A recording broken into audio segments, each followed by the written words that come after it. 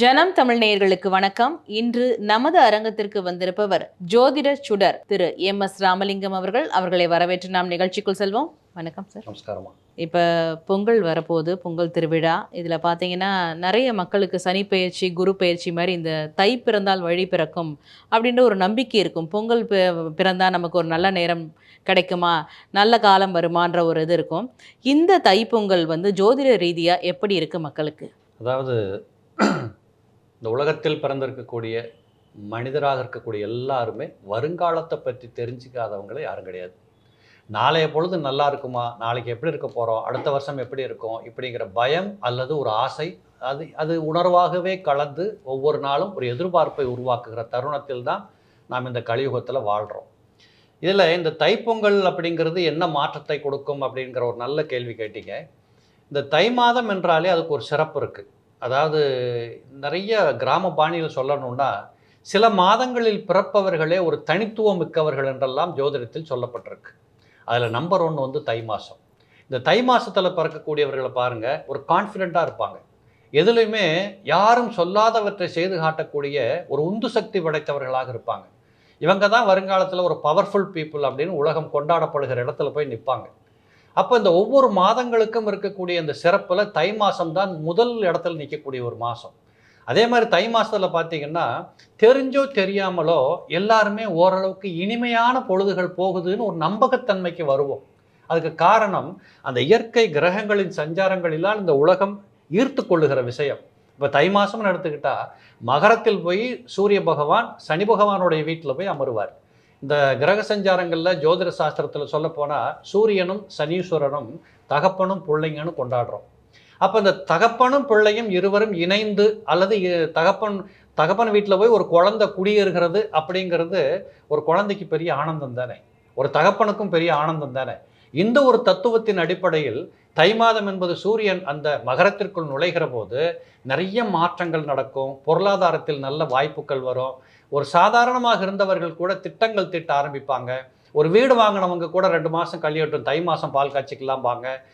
எந்த ஒரு காரியத்திற்காகவும் காத்திருப்பவர்கள் எதிர்பார்த்து பொறுத்து கொண்டிருக்கக்கூடிய முதல் மாதமாக இந்த தை மாதம் இருக்கிறதுனால அதற்குத்தான் நம்மவர்கள் அந்த காலத்திலே சொன்னாங்க, தை பிறந்தால் வழி பிறக்கும். இரண்டாவது, என்றைக்குமே ஒரு சம்பவம் ஒரு காரியம் நடக்கணும், நடத்தி காட்டணும்னா அதுக்கு முதல்ல பொருளாதாரம் வேணும். இந்த பொருள் ஆதாரத்தை கொடுக்கக்கூடியதில் பார்த்தீங்கன்னா தை மாதத்திலிருந்து சில நல்ல நிகழ்வுகள் நடக்கும். இது பொங்கல் அப்படிங்கிறது இயற்கையாக விவசாயத்தை சார்ந்து நடக்கக்கூடிய ஒரு பண்டிகை. இப்போ மற்ற பண்டிகைகளுக்கெல்லாம் வேறு வேறு காரணங்கள் இருக்கும். தொழில்நுட்ப ரீதியாக கொண்டாடுகிற பண்டிகைகள்லாம் வரலாம். இந்த தைப்பொங்கல் அப்படிங்கிறது 100% விவசாயம் சார்ந்திருக்கக்கூடிய இயற்கை சம்பந்தப்பட்டிருக்கக்கூடிய ஒரு நேச்சரான ஒரு பண்டிகை. அப்போ இந்த இயற்கையாக பார்த்தீங்கன்னா ஆடி மாதத்துக்கு அப்புறம் கண்டினியூவாக பாடுபட்ட ஒருத்தன் தை மாதத்தில் வரவை எடுத்துக்கிட்டு அறுவடை பண்ணிக்கிட்டு அந்த அறுவடையான காசை என்ன பண்ணணும், என்ன முதலீடு பண்ண போகிறோம், என்ன செய்ய போகிறோம் அப்படிங்கிறதுக்கு வருகிற போது அவனுடைய செயல்பாடுகளுக்கு ஒரு காலம், ஒரு வழி பிறக்கிற காரணத்தால் இதை தை பிறந்தால் வழி பிறக்கும் அப்படின்னு சொல்லப்பட்ட கருத்துக்களும் உண்டு. இன்னும் சொல்ல போகிறோம்னா இந்த மார்கழி மாதம் என்பது நான் முதலே சொன்னவங்களுக்கு ஆடி மாதத்திலிருந்து மார்கழி கடைசி வரைக்கும் இறைவனுக்கு இரவு பொழுது என்று எடுத்துக்கொண்டால் அப்போ ஆடி மாதத்துலேருந்து வரக்கூடிய இரவு மார்கழின்னா எர்லி மார்னிங்கா இல்லையா, அப்படிதானே கணக்கில் வரும். அப்போ அந்த மார்கழி மாதம் எர்லி மார்னிங்காக வர்றதுனால கிட்டத்தட்ட ஒரு 3:30 மணிலேருந்து 5:30 6 மணிக்குள்ளே தான் அந்த மார்கழி மாதம் என்று சொல்லக்கூடிய தாத்பரியம். அப்போ விடிகிற காலம்னு அர்த்தம். விடிவு என்பது எதை காட்டுது, வெளிச்சம் வருது. வெளிச்சம் என்பது எதை காட்டும், நமக்கு பாதை தெரிய போகுது, வாழ்க்கை என்னன்னு தெரிய போகுது. அப்போ இந்த தை பிறந்தால் வழி பிறக்கும் அப்படிங்கிற தாத்பரியமும் உண்டு. இன்னும் ஒன்று என்னென்னா, நம்மவர்கள் அந்த காலத்திலிருந்து தெய்வத்தை சார்ந்து அறநெறி சார்ந்து எந்த சைவமோ வைஷ்ணவோ ஏதோ ஒன்று அவரவர்கள் அவருடைய தெய்வ வழிபாட்டிலே மிகுந்த நம்பிக்கை வைத்து இறைவனை முன்னிறுத்தியே தங்களை பின்னாடி வச்சுக்கிட்டு முன்னுக்கு போன சமூகம். அப்போது இந்த மார்கழி என்பது காலையில் பார்த்தீங்கன்னா பஜனை பண்ணுறவங்க, கோயிலுக்கு போகிறவங்க, பெருமாளை கோயிலுக்கு போகிறவங்க, அதனால தானே திருப்பாவை திருவம்பாவை பள்ளி எழுச்சி பாடல்கள் எல்லாம் இந்த நாட்டில் நடந்துகிட்டு இருக்கு. இப்படிப்பட்ட ஒரு கொண்டாடுகிற மாதம் என்று சொல்லக்கூடியது நம்ம கொண்டாடி மார்கழியை முடிச்சுட்டு அப்போ நம்ம கடவுளை நல்லா ரிசீவ் பண்ணிட்டோம், கொண்டாடிட்டோம், இனி நல்லதே நடக்கும் அப்படிங்கிற கான்ஃபிடென்ட் என்று சொல்லக்கூடியது கூட தை பிறந்தால் வழி பிறக்கும் அப்படிங்கிறத எடுத்துக்கலாம். ஆக இப்படிப்பட்ட பல ரூபங்களில் இந்த தை மாதம் என்பது அது மனோரீதியாகவோ பொருள் ரீதியாகவோ ஒரு நல்ல நிகழ்வின் காரணமாகவோ கமிட்மெண்ட்டை சக்ஸஸ் பண்ணுறதுக்காகவோ ஏதாவது ஒரு நிகழ்வை முன்னிட்டு தை பிறந்தால் வழிபிறக்கும் காலம் நல்லா இருக்குங்கிற நம்பிக்கை.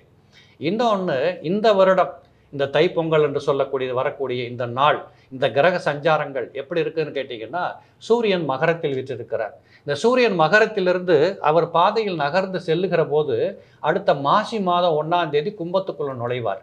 இந்த கும்பத்துக்குள் நுழைகிற போது அந்த இடத்தில் நங்கூரமிட்டார் போல சனீஸ்வர பகவான் தனது வீட்டில், சொந்த வீட்டில் மூலத்திரிகோண பலம் வாங்கி பிரமாதமாக அமர்ந்திருக்கிறார், அசுர பலத்தில் அமர்ந்திருக்கிறார். அந்த சனி பகவானை போய் இந்த சூரிய பகவான் இணைய காத்திருக்கிறார். இது என்ன நடக்கும்னு கேட்டிங்கன்னா, அரசியலில் பெரிய மாற்றங்கள், அரசியல்வாதிகளாக இருக்கக்கூடியவர்கள், அரசாங்க சம்பந்தப்பட்டவர்கள், ஆளுமை உடையவர்கள், இவர்களுக்கெல்லாம் இதில் ஒரே ஒரு தாத்பரியம்தான், நல்லது செஞ்சவங்களுக்கு சூப்பராக நல்லது நடக்க போகுது, கெட்டது செஞ்சு தப்பிச்சுக்கிட்டு போயிருந்தாங்க பாருங்கள், இவங்களுக்கெல்லாம் இருக்கு ஒரு கதைங்கிற அளவுக்கு இந்த தைப்பொங்கல் ஒரு வழி விழாவாக இருக்க போகுது.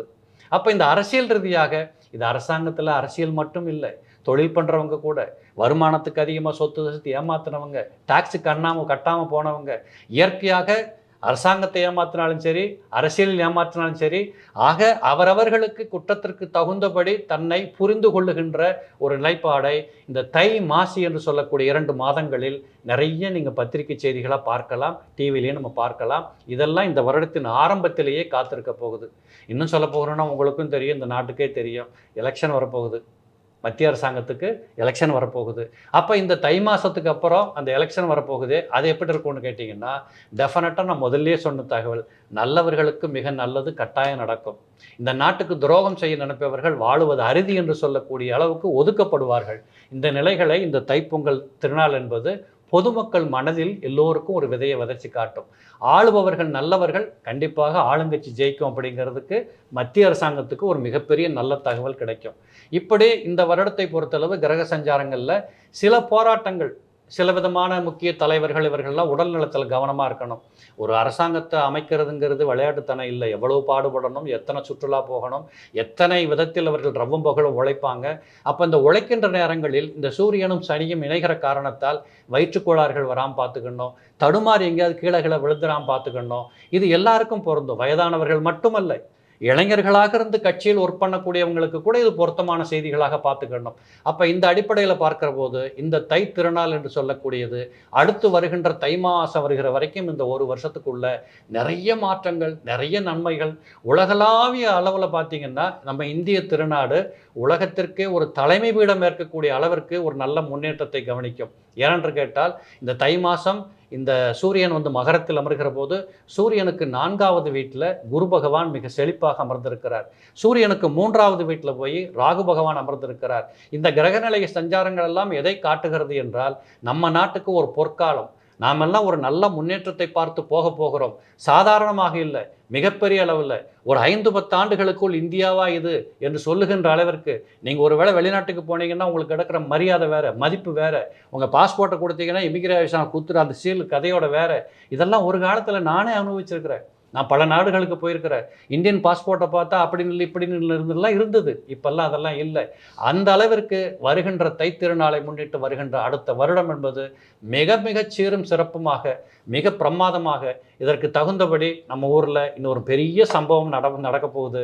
நம்ம இந்திய திருநாடு 550 வருடங்களாக காத்து கிடந்த, எத்தனையோ பேர் தியாகங்கள் செய்தும் நடவாது போன இப்படிப்பட்ட பெரிய சம்பவங்கள் எல்லாம் வரப்போகுது. ஆக மொத்தம் இந்த தை திருவிழாவில் இருக்கக்கூடிய கிரக சஞ்சாரங்கள் மிகப்பெரிய மாற்றங்களை, மிகப்பெரிய தெளிவை, மிகப்பெரிய சந்தோஷத்தை, மிகப்பெரிய கொண்டாட்டத்தை இந்தியர்களுக்கு வழங்கும். அப்படிங்கிறதுல எல்லளவும் கடுகளவும் குறைகள் இல்லை. பல நல்ல தகவல்களை ஜனம் தமிழ் நேயர்களுக்காக உங்கள் நேரத்தை ஒதுக்கி இங்கு பகிர்ந்தமைக்கு மிக்க நன்றி. வணக்கம். நன்றிமா நேயர்களே, மற்றும் ஒரு நிகழ்ச்சியில் சந்திப்போம். வணக்கம்.